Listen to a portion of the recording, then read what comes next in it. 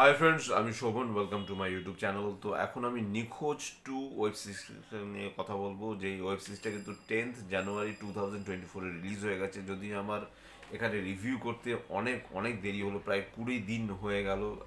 এটা রিলিজ হয়ে গেছে, হইচই ওটিটি প্ল্যাটফর্মে স্ট্রিম করে গেছে। টোটাল ডিউরেশনের কথা যদি আমি বলি, 2.5 ঘন্টা প্লাস অতিবাহিত করে তবে আপনাদের এই সিরিজটা দেখতে হবে।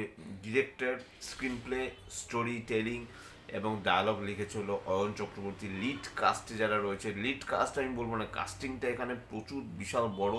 আমি সবার নাম নিচ্ছি না, যাদের নাম অ্যাটলিস্ট না নিলে নয় তাদের কথা বলছি। এখানে স্বস্তিকা মুখার্জি, টোটা রায় চৌধুরী, সমশ্রী ভট্টাচার্যা, রজতাভ দত্ত, কনিনিকা ব্যানার্জি, লোকনাথ দে সহ আরও অনেকে রয়েছে। তো এখানে একটা জিনিস আমি কিছুতেই বুঝলাম না, এখানে রজতাভ দত্তর যে ক্যারেক্টারটা, সেই ক্যারেক্টারটা মাঝে মাঝে আসছে যাচ্ছে, কিন্তু অ্যাকচুয়ালি রজতাভ দত্ত সেই যে ক্যারেক্টারটা কতটা এখানে ইম্পর্টেন্ট, তার যে ক্যারেক্টারের যে ইম্পর্টেন্সটা সেটা কিন্তু এখানে প্রচণ্ড প্রচণ্ড কম। কিন্তু রজতাভ দত্তর যে ক্যারেক্টারটা, সেটাকে কিন্তু আরও ভালো মতো লেখা যেত, সেটা লেখা হয়নি। তো প্রথমেই যখন স্টার্ট হয়, যে একটা স্বপ্ন দেখে বৃন্দা, মানে স্বস্তিকা চ্যাটার্জির ক্যারেক্টারটা, সে একটা স্বপ্ন দেখে যে তার মেয়ে পুকুরে ডুবে যাচ্ছে। একটা অ্যালার্ম ক্লক বেজে ওঠে, সেই মানে শুরুটা কিন্তু বেশ ভালো। এবং এখানে কিন্তু সিরিজটাকে অযথাই কিন্তু লম্বা করে টানা হয়েছে। এই সিরিজটাকে মানে 2 ঘন্টার মধ্যে কিন্তু শেষ করা যেত। সিজন ওয়ানটা যেখানে শেষ হয়েছে, সিজন টুটা এক্স্যাক্টলি সেখান থেকেই শুরু হয়েছে, যে দিতিকে খুঁজে পাওয়া যাচ্ছে না এবং এক রাতের মধ্যে দিতি কোথায় হারিয়ে গেল, এবং দিতির বডিটাই বা কোথায়, সে কি মরে গেছে, না সে বেঁচে আছে, না তাকে কোথাও লুকিয়ে রাখা হয়েছে, না তাকে কেউ কিডন্যাপ করেছে। এই অনেকগুলো প্রশ্নের উত্তর জানতে হলে অবশ্যই আপনাদের নিখোঁজ টু দেখতে হবে। যদিও হইচইতে অনেকেই এর মধ্যে দেখে নিয়েছে, তো তারপর আমি বলবো যারা দেখেননি তারা জাস্ট ওয়ান টাইম ওয়াচের জন্য দেখতেই পারেন। খুব যে একটা আহামরি যে খুব একটা ভালো সেটা বলবো না, কিন্তু কিছু কিছু জায়গায় স্বস্তিকা মুখার্জির এক্সপ্রেশনস রীতিমতো কিন্তু তাক লাগবার মতো। তার কিন্তু সে পুরোপুরি একাই সিরিজটাকে পুল অফ করে নিয়ে গেছে। এবং এর সাথে সাথে টোটা রায় চৌধুরীর কথা বলতে হবে। যতই সময় যাচ্ছে ততই যেন টোটা রায় চৌধুরী তার যে অ্যাক্টিং স্কিল, সেটা যেন ফুটে বেরোচ্ছে। তার অ্যাক্টিং এত কুল অ্যান্ড কাম। একটা সিনের কথা অবশ্যই বলতে হবে, যে তার লয়ার তার সাথে কথা বলার চেষ্টা করছে, এবং লয়ার তাকে বলছে যে চলুন আপনি আমার বাড়িতে থাকবেন। সেখানে এত কুল অ্যান্ড কামভাবে সে তার রিপ্লাইটা করছে, এবং তাকে একটা ফোন দেওয়া হয়, যে যেহেতু ফোন তার কাছ থেকে কেড়ে নেওয়া হয়েছে।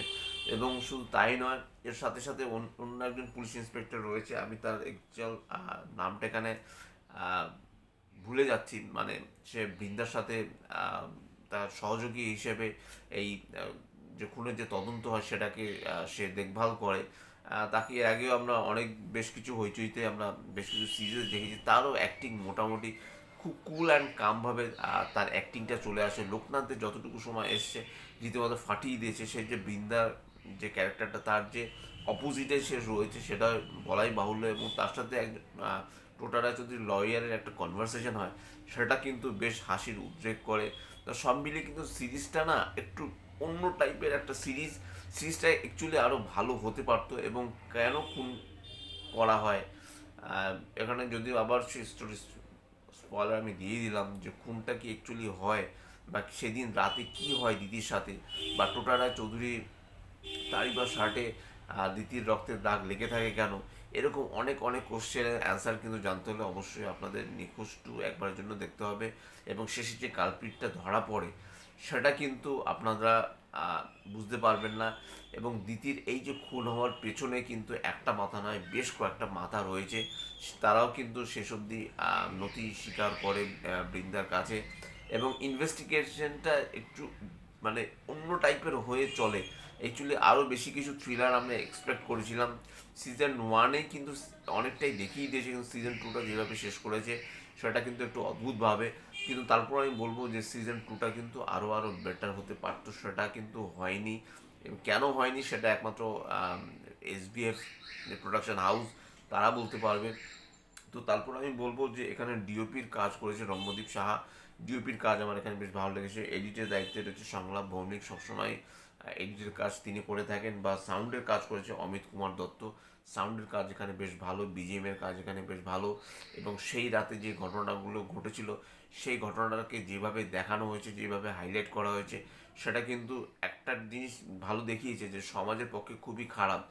আপনি নেশা করছেন, সেটাকে আপনি যদি এক্সট্রিম লেভেলে যদি নিয়ে যান এবং তার সাথে যদি আপনি এমন কিছু যদি মিশিয়ে থাকেন, সেটাও যদি এমনভাবে ইউটিলাইজ করেন যেটা কিন্তু কারো কাছে হয়তো ভালো লাগতে পারে বা কারো কাছে খারাপ লাগতে পারে, সেই জায়গাটা কিন্তু মানে সে একটা সোশ্যাল একটা মেসেজ কিন্তু এই সিরিজটার মধ্যে রয়েছে।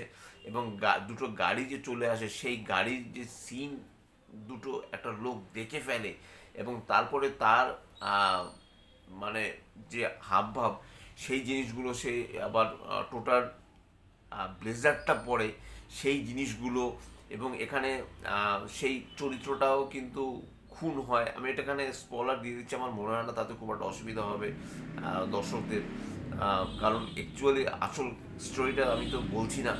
তো এরকম এমন এমন বেশ কিছু কাণ্ড ঘটে যে যার ফলে কিন্তু সিরিজটা কিন্তু কিছু কিছু জায়গায় কিন্তু 4 নম্বর 5 নম্বর এপিসোডে গিয়ে কিন্তু জিনিসটা কিন্তু একটা অন্য একটা লেভেলে গিয়ে দাঁড়ায়।